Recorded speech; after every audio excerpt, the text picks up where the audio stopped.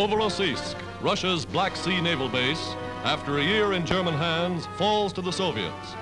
From Caucasian foothills surrounding the city on three sides, Russian heavy artillery bombards Novorossisk for 4 days and nights.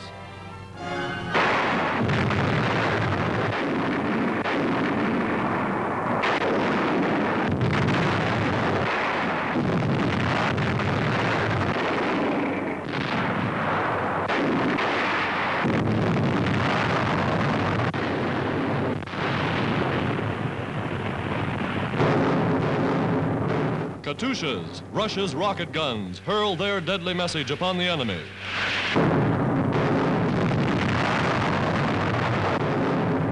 Morning of the fifth day finds Russia's Black Sea fleet standing offshore.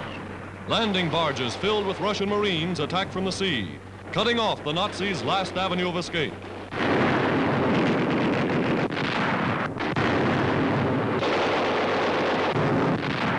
From the shore side, they charge in. Veterans of Odessa and Sevastopol, blasting the Nazis out house by house.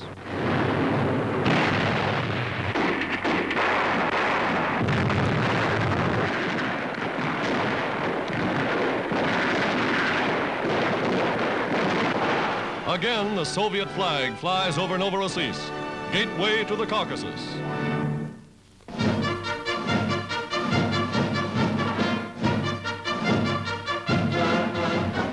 Films made in 1903. The world's first airplane, created by Orville Wright and his brother Wilbur, is about to take flight. Here at Kitty Hawk, North Carolina, this primitive kite made aviation history. With this first catapulted takeoff, man's age-old dream of flight became a reality.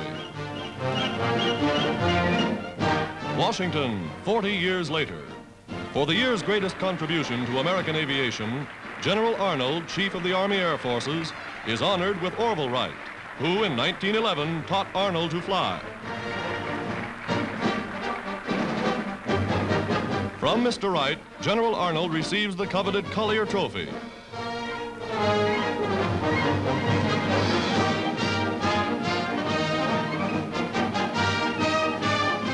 Today, great fleets of United Nations planes fly the world's airways on missions of war. Tomorrow, theirs will be the mission of peace.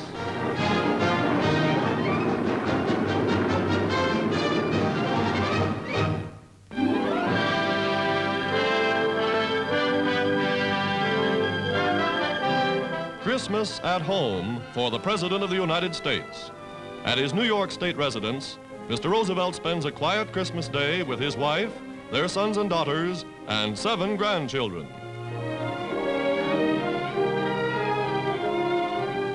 With the President are 2 of his 4 sons. The others are in distant theaters of war. Reunion, the first Christmas at home in 10 years.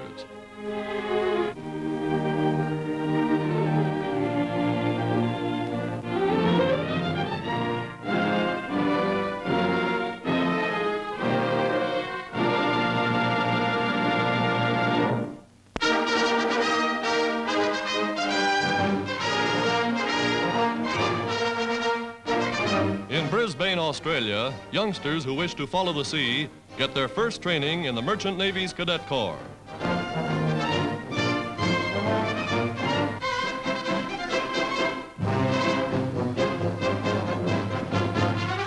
They learn to master the seagoing hammock and attend classes in elementary navigation.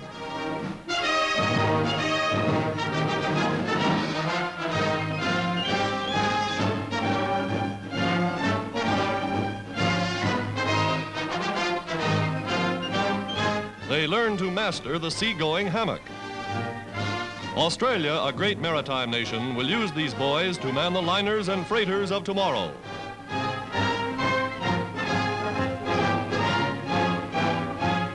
They finally learn to master the seagoing hammock.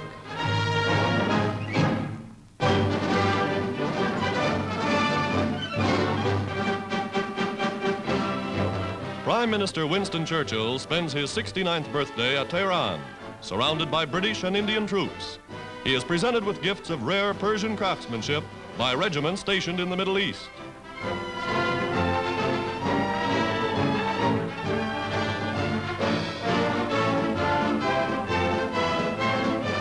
Shortly after these pictures were made, Mr. Churchill was stricken with pneumonia. Now, well on the road to recovery, he is back in the fight.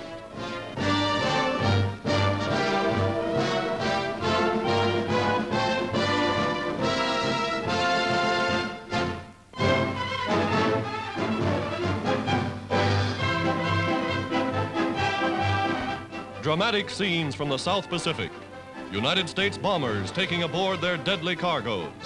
Nightly preparations for the incessant mass air attacks upon the Japanese in this theater of war.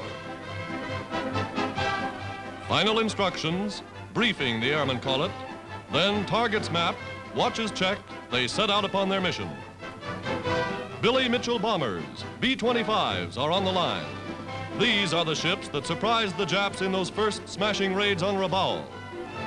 The crew's mascot hopes he's to be taken along, but not this time.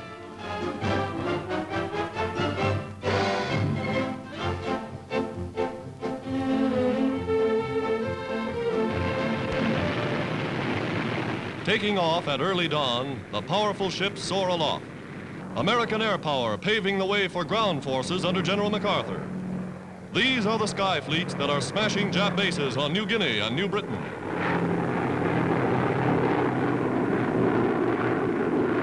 At low level, they loose their bombs upon the Jap-infested jungle.